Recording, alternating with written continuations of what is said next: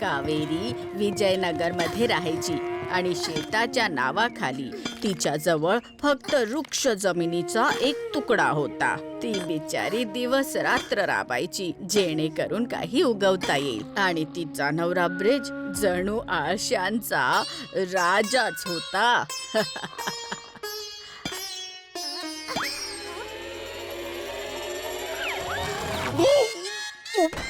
झोपेत असं कोणी भरवतं का? आरामात. स्वप्नात घोडागाडी चालवून झाली असेल तर शेतात थोडा नांगर देखील चालवा. चालवेन हा आरामात. कावेरीला नशिबाने आंबा तर मिळाला, मात्र मेहनतीचं गोड फळ अजूनही मिळालं नव्हतं. एके दिवशी जेव्हा नेहमीप्रमाणे कावेरी तिच्या शेतात काम करत होती तेव्हा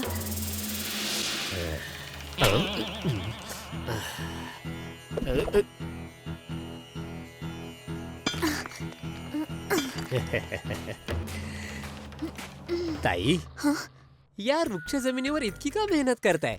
विकून टाका की ही. हे बघा, या जमिनीचे मी तुम्हाला 1000 नाणी देतो. कमी वाटतंय? ठीक आहे, चला 1500 घ्या. अरे वा, इथे नक्कीच काहीतरी गडबड आहे. नाहीतर ही वृक्ष जमीन कोण विकत घेईल? कावेरीचा संशय अगदी योग्य होता. चंपत एक चोर होता ज्याला कावेरीच्या शेतामधून मंदिरापर्यंत भुयार खणून आभूषण चोरी करायची होती. मात्र कावेरीला एक युक्ती सुचली. ती म्हणाली, अहो दादा, हे शेत तर माझ्या आजोबा पणजोबांची मोलाची ठेव आहे. गुपित सांगते तुम्हाला, त्यांची सगळी संपत्ती या शेताखाली दडलेली आहे. हो, माझ्या नवऱ्याकडे त्याचा नकाशा देखील आहे. बघा, म्हणून तर इतक्या आरामात झोपले आहेत ते. म्हणजे तुम्ही हे शेत धान्यासाठी नसून तुमच्या आजोबा पणजोबांच्या संपत्तीसाठी खणताय? संपत्ती नाही, खजिना म्हणा, खजिना. पण दादा, हे गुपित कोणाला सांगणार नाही ताई. मी तर फक्त मंदिरातले दागिने चोरी करायला आलो होतो, मात्र मला तर खजिन्याचा संपूर्ण नकाशा सांगून टाकला माझ्या भोळ्या ताईने.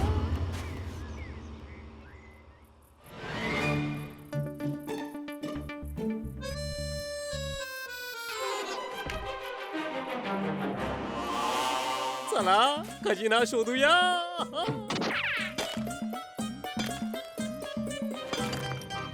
अरेच्छा, इथे तर नाहीये. इथे सुद्धा नाहीये.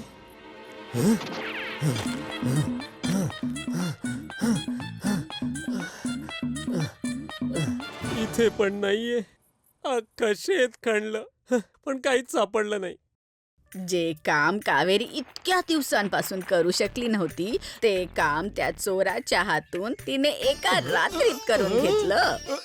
हे कसं काय झालं? काही दिवसांनंतर त्या ओसाड जमिनीवरती धान्य पिकू लागले. नफ्यातून कावेरीने स्वतःसाठी एक चांगली साडी विकत घेतली. मग कानातले सुद्धा आले आणि ब्रीजसाठी मुलायम पलंग सुद्धा.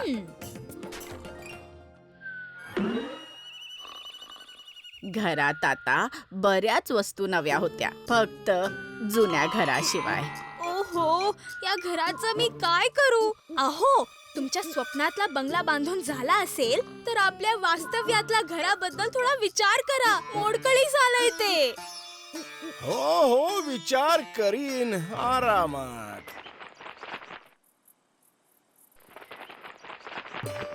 बरेच महिने उलटून गेले आणि मग चंपत पुन्हा विजयनगर मध्ये आला. कावेरीची नवीन साडी आणि दागिने बघताच त्याला खात्री पटली की कावेरीला शेतातला खजिना सापडलाय. मग काय झालं माहितीये का? अरे कोण आहेस तू? मी प्रवासी आहे भाऊ. रात्र काढायला जरा जागा हवी होती. सकाळ होताच इथून निघून जाईन. बहुरूपी वेश बदलून आला होता, मात्र कावेरीच्या नजरेतून तो सुटू शकला नाही. त्याच्या बोटातली अंगठी पाहताच तिने त्याला ओळखलं. तुम्ही जरा बाजूला व्हा. खेचतेस का? थोडं थांबा हा आरामात. दादा. चोर हुशार असला तरी कावेरी देखील चतुर होती. अहो, ऐका. आज रात्री आपल्याला मावशीकडे जायचं आहे ना? का? विसरला? ती घरी एकटीच आहे. अगं पण कळलं मला. तुम्हाला घराची आणि दागिन्यांची खूप चिंता वाटते ना? त्याची काळजीच करू नका. मी सगळी संपत्ती घराच्या भिंतीमध्ये अशा पद्धतीने लपवली आहे की माझ्याशिवाय ती कोणाला सापडणार नाही. चला काय? चला लवकर चला, आपल्याला उशीर होतोय.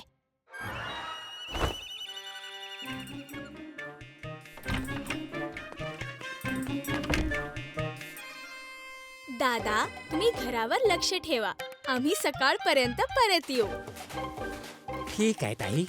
कावेरी आणि ब्रिज जाताच चोराने त्याच्या कामाला सुरुवात केली. बिचारा चोर रात्रभर घर फोडत राहिला या अपेक्षेने की त्याला दागिने आणि संपत्ती मिळेल. मात्र सापडले फक्त उंदीरच आणि मुंग्या सुद्धा. शेवटी डोळ्यातनं अश्रू सुद्धा आले.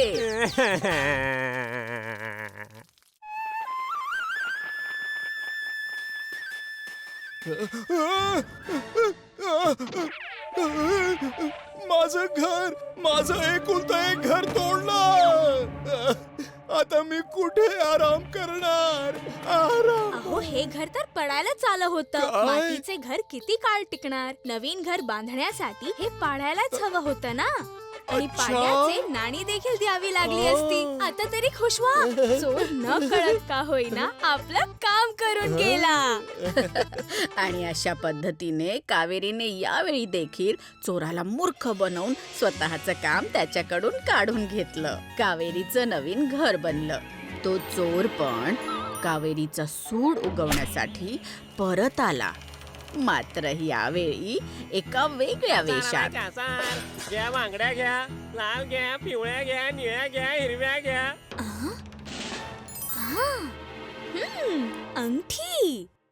हे तर तेच दादा आहेत. यांचा आता कायमचा बंदोबस्त करायला हवा. ताई, बांगड्या घेणार की फक्त बघत राहणार? मला बऱ्याच बांगड्या विकत घ्यायच्या आहेत. जरा 1 मिनिट थांबा हा, मी नाणी घेऊन येते. यावेळी मी हिच्यावर अजिबात विश्वास ठेवणार नाही. मी स्वतः जाऊन बघेन.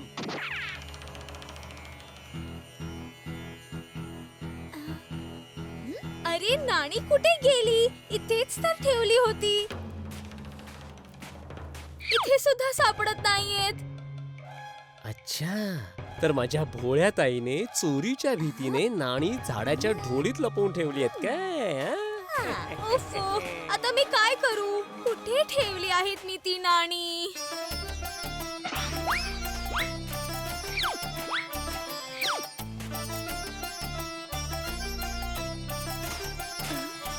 दादा, नाणी कुठे ठेवलीये ते आठवतच नाहीये. पुढच्या वेळी याल तेव्हा नक्कीच मी बांगड्या विकत घेईन. पुढच्या वेळी कशाला ग ताई? हे घे अख्खं दुकान माझ्याकडून तुला भाऊबीज. कावेरी, बांगड्यांचं संपूर्ण दुकान तुला देऊन हा गेला तरी कुठे?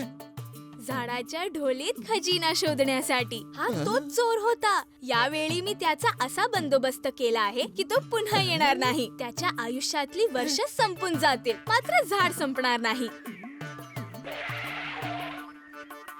असलं तर सापडेल ना. काही झाडांच्या ढोलीमध्ये मुंग्यांचं वारू होतं, तर काही मध्ये साप, साप साप. काही मध्ये कोळी, तर काही मध्ये मधमाशांचं पोळं. वाचवा वाचवा वाचवा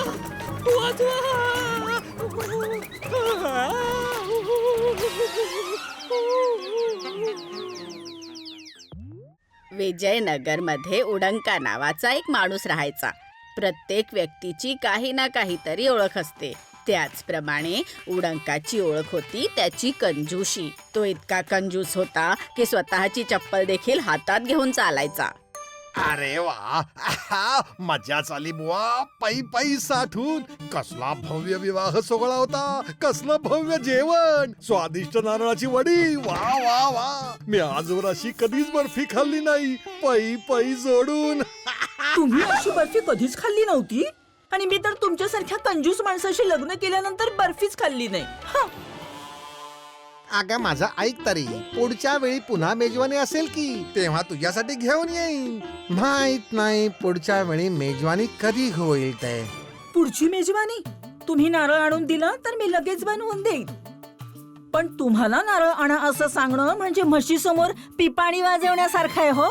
कारण पै पै जोडण्याच्या नादात स्वतः तर पादुका हातात घेऊन फिरता तुम्ही. कंजूशीच्या नादामध्ये पीठ आणि डाळ काही तुम्ही आणून देत नाही आणि खायला मात्र नारळाची बर्फी हवी. हं. अगं पीठ आणि डाळीची गोष्ट वेगळी आहे ग. जर तू बर्फी बनवणार असशील तर लगेच नारळ घेऊन येतो बघ. पाय पाय जोडून. हो हो द्या आणून. लगेच आणतो.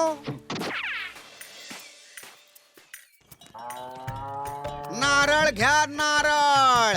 नारळ घ्या नारळ.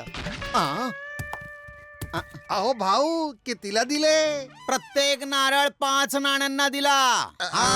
5 नाणे? 5 नाणी दिली तर माझं तर दिवाळं वाजेल ना रे भाऊ. तर थोडं तरी कमी करा.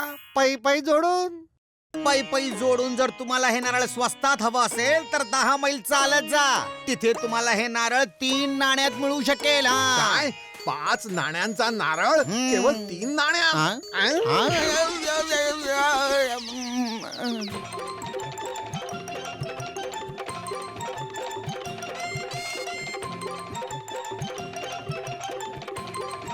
अरे माझा मी घाम का वाया घालवू. कधी ना कधी उपयोगी पडेलच की.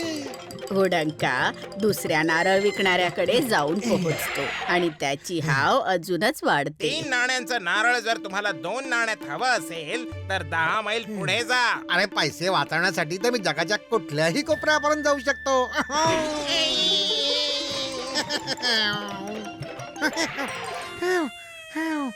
एखादं वाहन मिळालं असतं तर.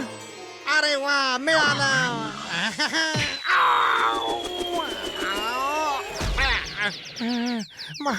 मारायचंच होतं तर जरा तीव्रतेने तरी मारायचं की. म्हणजे मी सरळ नारळ विकणाऱ्यापाशी जाऊन पोचलो असतो. ऐका भाऊ, मी विजयनगर वरून चालत आलो आहे इथे. तर मग काय मी तुझं स्वागत करायला नारळ फोडू? शक्य असेल तर तुम्हीच फोडा की. नारळाचा साल आणि पाणी तुमचं. फक्त खोबरं मला द्या पै पै जोडून. अच्छा एक अख्खा नारळ एका नाण्यामध्ये मला मिळेल का हो? अरे का नाही, तुम्ही इतक्या दुरून आला आहात. हा घ्या नारळ. हे काय मी तर नारळ मागितला होता. हे तर फक्त रिकामा नारळ आहे. एका नाण्यात फक्त रिकामा नारळच मिळेल. चल निघ इथून. जा चल फुट. तुला नारळ फुकटात मिळू शकतात मित्रा. फक्त पायांना चाकांसारखं चालव आणि 10 मैल अजून पुढे जा आणि समुद्र किनाऱ्यावरून हवे तेवढे नारळ काढ.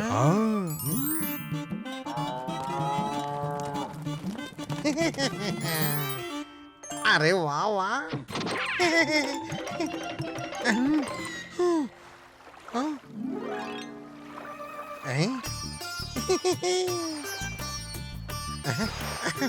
अरे वा सगळीकडे नारळच नारळ. माझे नारळ.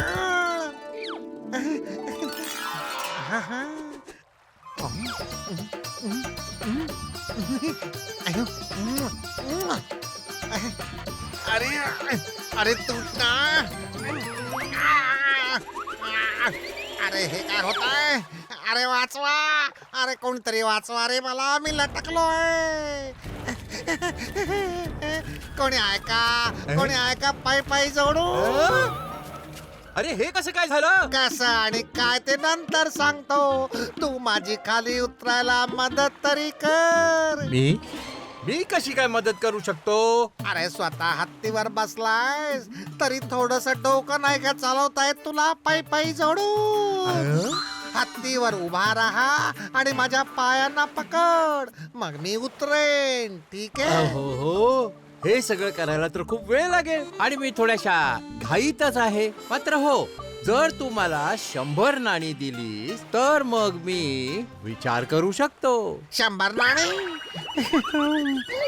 मी पायी वाचण्यासाठी इथवर आलो आणि तुला मी खाली उतरण्यासाठी 100 नाणी देऊ म्हणतोयस? अहो नाही, कसलीच घाई नाही. तुम्ही शांतपणे लटकत लटकत व्यवस्थित विचार करा. मी आपला चाललो. अरे अरे थांब मित्र, थांब. मी अवश्य देईन. तू फक्त मला खाली उतरव रे बाबा. चल माझ्या अप्पू. शाबास शाबास. अरे पाय तरी खाली घे ना.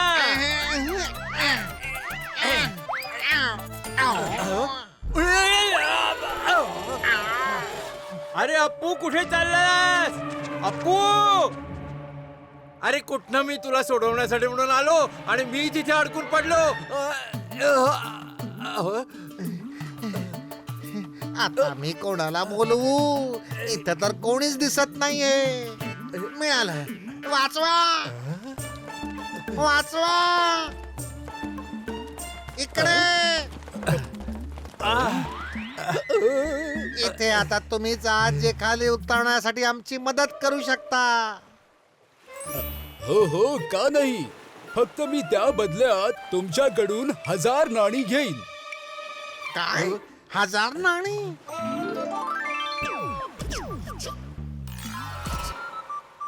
तुला माहिती तरी आहे का? मी पायी जोडून 1000 नाण्यांच्या बदल्यात 1000 नारळ विकत घेऊ शकतो.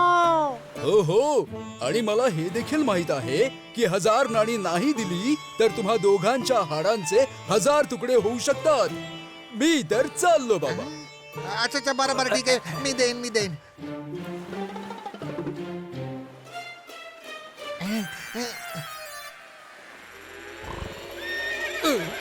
अरे ह्याला सुद्धा आताच पळून जायचं होतं.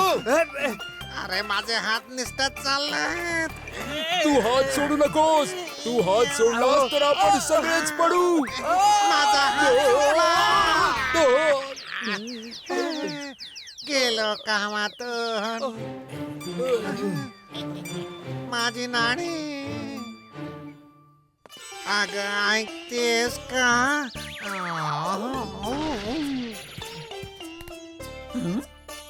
अहो हे आता तुम्हाला काय झालं? आणि हा नारळ कितीला पडला? 1000 नाण्यांना पडला. खूप जुनी गोष्ट आहे. विजयनगरमध्ये भास्कर नावाचा व्यापारी आपल्या व्यापारासाठी येत असत. पण यावेळी त्याच्या गाडीत फळं, अन्न आणि दुसऱ्या सामानांसोबत अजून काहीतरी होतं. आणि ते होतं त्याचा गुबगुबीत मुलगा भानू वर्मा. भानू, इथे येऊन बघतोस का? तुला तर विजयनगर बघायचं होतं ना. कुठे अरे बाप रे. किती सुंदर नगर आहे बाबा.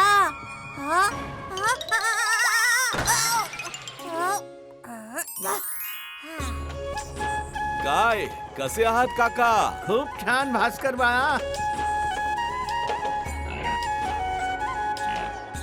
बाळा, हा उपहार चिरोंजी काकांना देऊन ये बरं. जा. बरं. काका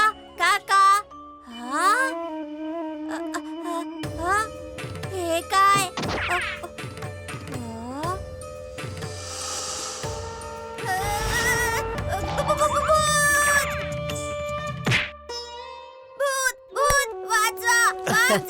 मी तर सांगायलाच विसरले. भास्करचा मित्र चिरोंजी रुई, कापूस आणि लोकरीचा व्यापारी होता. चिरोंजी काका. अरे वा, या वेळेला तर माझा छोटा व्यापारी मित्रही आला आहे. भानू बाळा, हे एक नाणं घे आणि बाजारात फिरून ये. तोपर्यंत आम्ही एक महत्वाचं काम करून येतो. ठीक आहे? बरं बाबा. बांधलेल्या वासराला जेव्हा मोकळं रान मिळतं तेव्हा खूप आनंद होतो. तेच आता भानुवर्माला विजयनगरचा बाजार फिरण्यात मिळत होता. रंगबिरंगी दुकानं होती, कुठे वेगवेगळी खेळ चालू होती. सुगंध, जिलेबी, मस्त आणि मस्त घेऊन जा घेऊन जा. एका नाण्याच्या बदल्यात 4, आमच्याकडे तर 6 मिळतात. मग तुमच्या इथे जाऊन घे जा. अरे घेऊन जा एका नाण्याला एक. यापेक्षा स्वस्त फळ कुठेच मिळणार नाही. एका नाण्यात इतकं मोठं फळ. हा फणस आहे बाळा. अरे मोठ्यांकडून शिकलो आहे. गुळ आणि साखर पण याच्या समोर फिकी आहे.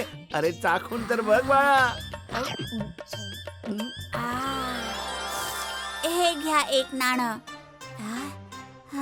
पण याला तर काटे आहेत. अरे हे साल आहे. याला कापून आतमधला गर खायचा असतो. बरं.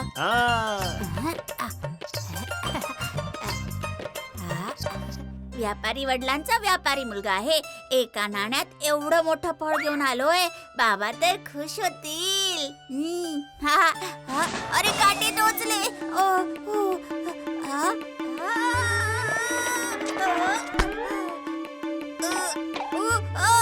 नाही पडेल पडेल.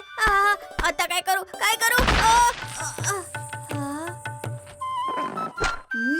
वा, गुळ आणि साखर तर काय, याच्या समोर मध सुद्धा फिक्कट आहे.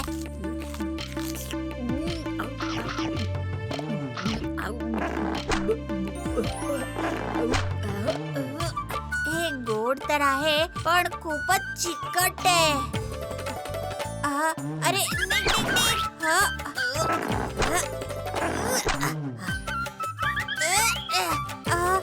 अरे हे तर कपड्यांना सुद्धा चिकटतंय.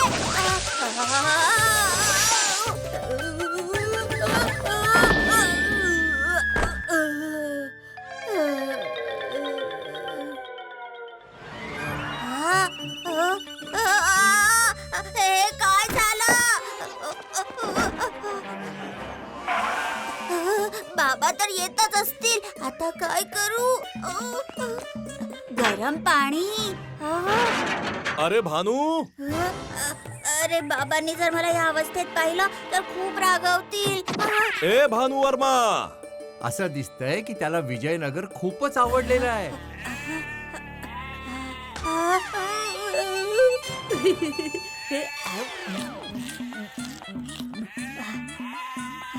जोपर्यंत आपण राजमहालातून परत येऊ तोपर्यंत तोही परत येईल. तर मग चल, हातपाय धुवून निघूया आपण. राजासाहेब आपली वाट पाहत असतील. चला निघूया. हो. दिवसभर थकलेला भानुवर्मा बसताच झोपी गेला.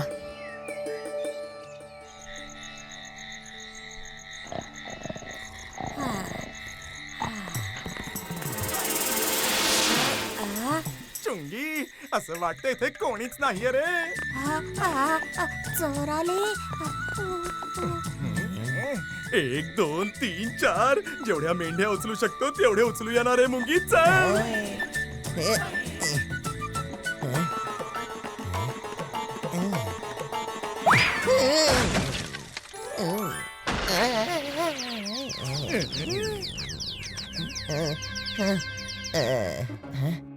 मुंगी बघ, किती भरलेली आणि गुबगुबीत मेंढी आहे. हो, या चौघींनी एवढी ही एक आहे. आवाज केला तर लोक येतील आणि बाबांनाही बोलावतील. नाही गप्पा बसण्यातच आपलं भलं आहे.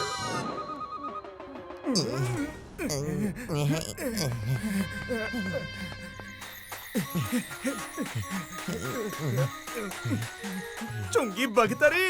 अरे अंधारात मेंढी समजून छोटा हत्ती तर उचलून आणला नाही ना. कंबर मोडली आहे याच्यामुळे.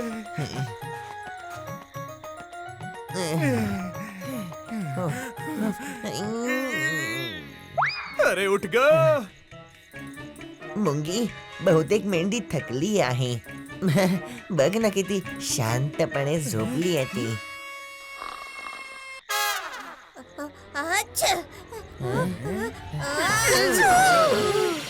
हे काय, शिंकणारी मेंढी. मी मेंढी नाही, भानू वर्मा आहे. मुंगी ही तर बोलणारी मेंढी आहे. ही मेंढी नाही, भूत आहे भूत. मला तर भीती वाटते. मला सुद्धा. मी भूत आहे.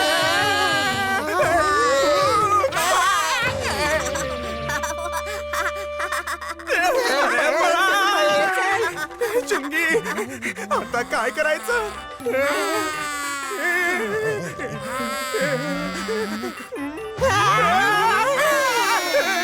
अरे कुठे पळताय? मला भेटायचं नाहीये का?